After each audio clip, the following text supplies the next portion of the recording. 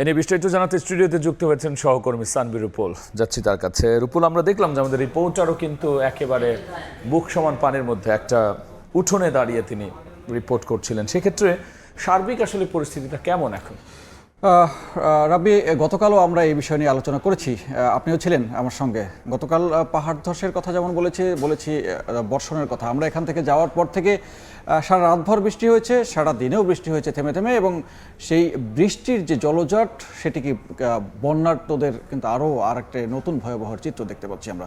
এবং আজকে সারাদিনব্যাপী যে বৃষ্টি হয়েছে তাতে চট্টগ্রামের 5টি জেলাসহ 7টি জেলায় এর মধ্যে 10 লাখের বেশি মানুষ পানিবন্দী হয়ে পড়েছে।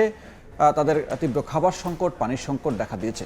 এবং আমরা যদি একটু চিত্রটা দেখতে চাই, তাতে বলা চলে যে এই মুহূর্তে ভারী বর্ষণ, পাহাড়ি ঢলের পানিবন্দী লাখ লাখ মানুষ হয়েছে। এখনো পর্যন্ত ত্রাণ পৌঁছায়নি অনেক এলাকায়। বন্যা কবলিত মানুষের সব ধরনের সহায়তা নির্দেশ দিয়েছেন প্রধানমন্ত্রী।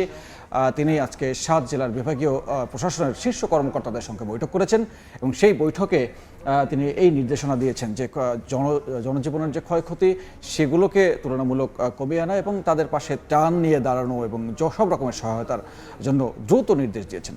এবং এই নির্দেশনা কতটা মাঠ পর্যায়ে বাস্তবায়ন করা হচ্ছে সেটি এখন আসলে দেখার বিষয়, কারণ এর মধ্যে বন্যার কয়েকদিন হয়ে গেছে।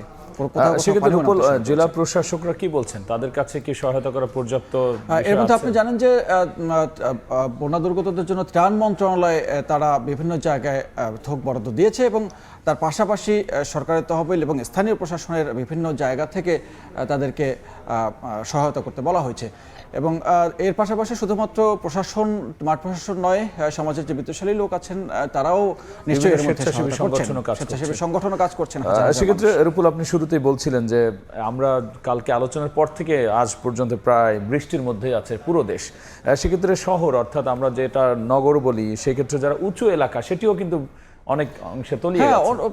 কালকে আমরা এখান থেকে যাওয়ার পরে যে বৃষ্টি হয়েছে তাতে একদম প্লাবিত হয়ে গেছে। তো টানা বৃষ্টিতে পানিতে তলিয়েছে রাজধানীর বেশিরভাগ অলিগলি সড়ক। Green road, Mirpur, new market সহ বিভিন্ন জায়গায় জমেছে হাঁটু সমান পানি। বনানী এয়ারপোর্ট সড়কে তীব্র যানজটে চরম ভোগান্তিতে পড়েন কর্মজীবীরা। 24 ঘন্টায় 6 বিভাগের ভারী বৃষ্টির পূর্বাভাস দিয়েছে আবহাওয়া অফিস। আর উত্তর ও দক্ষিণ পূর্বাঞ্চলে স্বল্পমেয়াদী বন্যা হতে পারে বলে জানিয়েছে বন্যা পূর্বাভাস কেন্দ্র। শনিবার রাত থেকে মুষলধারে বৃষ্টিতে স্থবির হয়ে পড়েছে রাজধানীর জনজীবন। বিভিন্ন এলাকায় তৈরি হয়েছে জলাবদ্ধতা। সড়ক পানিতে ডুবে যাওয়ায় যানজটে নাকাল নগরবাসী। গ্রিন রোড, মিরপুর, তেস্তুরি বাজার, মৌচাক সহ অধিকাংশ এলাকায় তলিয়ে গেছে হাঁটু সমান পানিতে। এতে দুর্ভোগে পড়েন নগরবাসী। বাসা থেকে বের হওয়ার পরে প্রথমে গাড়ি পাচ্ছিলাম না, প্রচুর গাড়িতে চাপ ছিল মানুষের।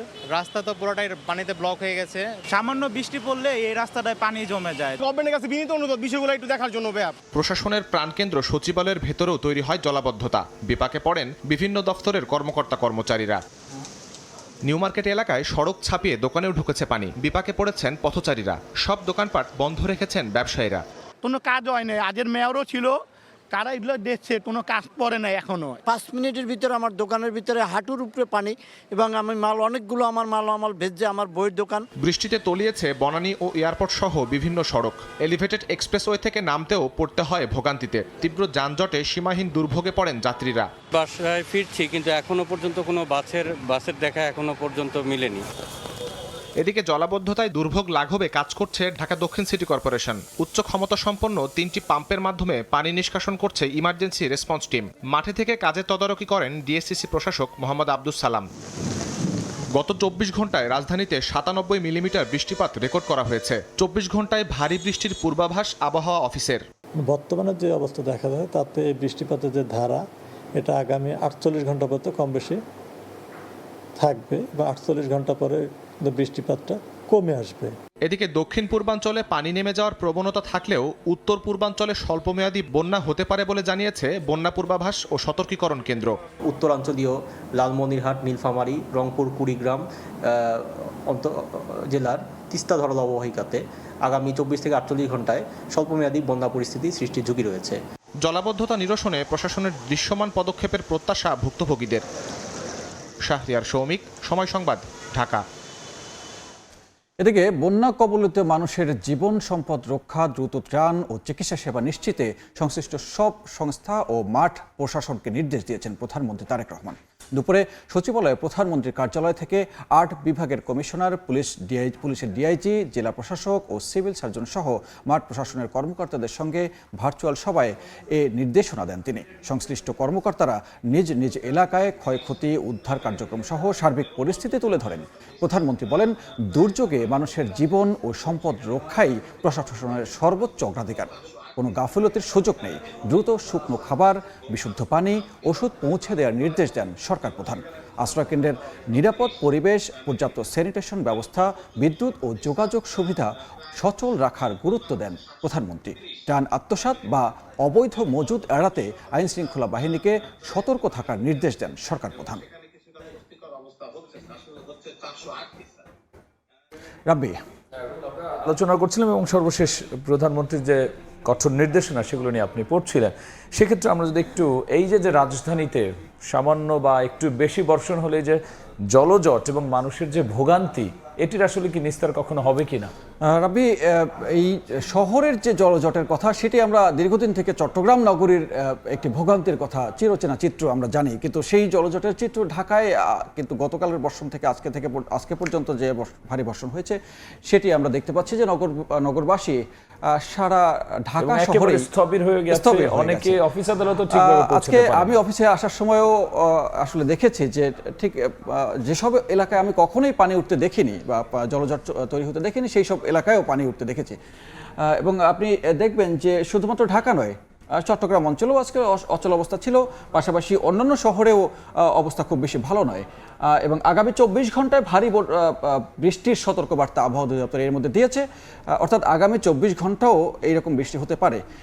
এবং চট্টগ্রাম, সিলেট, ময়মনসিংহ ও রংপুরে স্বল্পমেয়াদী বন্যার শঙ্কা করা হয়েছে। এবং আপনি জানেন যে এর মধ্যে চট্টগ্রাম এবং সিলেট অঞ্চলের এক অংশ পানিবন্দী অবস্থায়, মানুষ পড়ে আছে 10 লাখের বেশি। ময়মনসিংহ অঞ্চলেও, কিশোরগঞ্জ বা হাওড় অঞ্চলের যে অংশটি আছে সেখানেও একটি বন্যার আশঙ্কা করা হয়েছে। পাশাপাশি আপনি তিস্তা অববাহিকা যদি বলেন সেখানে, অর্থাৎ রংপুর অঞ্চল যদি বলি, রংপুর বিভাগের বেশ কিছু এলাকায়, তবে সেক্ষেত্রে বলা যায় যে উত্তরাঞ্চলেও বন্যার শঙ্কা আছে। সেক্ষেত্রে এই যে জলজট, এই ক্ষেত্রে নিরসনে কি উচ্চ পর্যায়ে যারা আছেন মন্ত্রী বা সরকারের পক্ষ থেকে কোনো বক্তব্য পাওয়া গেছে? আপনি নিশ্চয়ই এর মধ্যে একটু আগেই আমরা পড়েছি যে প্রধানমন্ত্রী আজকে শীর্ষ পর্যায়ের কর্মকর্তাদের সঙ্গে বৈঠক করেছেন এবং ভার্চুয়ালি বৈঠকে তিনি দিক নির্দেশনা দিয়েছেন। এবং সেখানে কিন্তু যেসব এলাকায় জলজট হয়নি অথবা বন্যা হয়নি, পাহাড়ি ঢল হয়নি, সেসব এলাকার শীর্ষ কর্মকর্তারাও ছিলেন, যার ফলে বলাই যায় যে নিশ্চয়ই এই বিষয় নিয়ে আলাপ আলোচনা হয়েছে যে সতর্কবার্তা যেটি দেওয়া হয়েছে, তো সেই সতর্কবার্তার ক্ষেত্রে আগাম প্রস্তুতি নিশ্চয়ই নেওয়া হবে এবং যাতে আর কোনো জায়গা প্লাবিত হলে সেখানে এরকম পরিস্থিতি সৃষ্টি না হয়। কিন্তু রুপুল, প্লাবনের পাশাপাশি আমরা যদি একটু শহরটাকে গুরুত্ব দেই, যে এই যে শহরের ব্যবস্থাপনা, সবসময় আমরা দেখি খোরাখুরি, নানা ধরনের প্রজেক্ট, কিন্তু কখনোই কিন্তু এই যে জলজটের জায়গা থেকে কিন্তু নিস্তার পাওয়া যাচ্ছে না। রাব্বি, ছোট্ট করে যদি বলি, সেটি হচ্ছে আমাদের নগর যে পরিকল্পনা, সেই নগর পরিকল্পনায় আমাদের রাস্তার নিচে যে জায়গাগুলো রাখা হয়েছে বা ড্রেনেজ ব্যবস্থা, সেই ড্রেনেজ ব্যবস্থায় আমরা যত্র ময়লা ফেলে রাখতে দেখেছি। প্রধানমন্ত্রী কয়েকদিন আগেই বিষয়টি কিন্তু একটি অনুষ্ঠানে বলেছেন যে সবাইকে যাতে একটু সচেতন হতে, যাতে কোথাও যত ময়লা না ফেলা হয়, তাহলে হয়তো ড্রেনেজ ব্যবস্থাটা যদি সচল থাকে তাহলে আমার ধারণা যে এই জলজটের ভোগান্তিটা অনেকাংশে কমতে পারে। এবং প্লাস্টিক জাতীয় যে পদার্থগুলো আছে, বিশেষ করে পলিথিন যে ব্যবহার হয়, সেই পলিথিন বিভিন্ন জায়গায় আটকে সেখান থেকে পানি যাওয়ার মুখটুকু কিন্তু বন্ধ হয়ে যায়, ফলে নদীতে পানি নামতে পারে না এবং যার ভোগান্তি সৃষ্টি হয় এবং সেই ভোগান্তির যে সীমাহীন ভোগান্তির যে দুর্ভোগ, সেই দুর্ভোগ পোহাতে হয় সেই নাগরিকদের যারা সেই ময়লাগুলো ফেলেছিল। রুপুল, অসংখ্য ধন্যবাদ আলোচনায় যুক্ত হওয়ার জন্য। ধন্যবাদ আপনাকে। দেশের বন্যা পরিস্থিতি, একই সাথে শহরের জলজটে মানুষের যে ভোগান্তি, এসবের বিস্তারিত নিয়ে আলোচনার জন্য স্টুডিওতে যুক্ত হয়েছিলেন সহকর্মী সানবীর রুপল।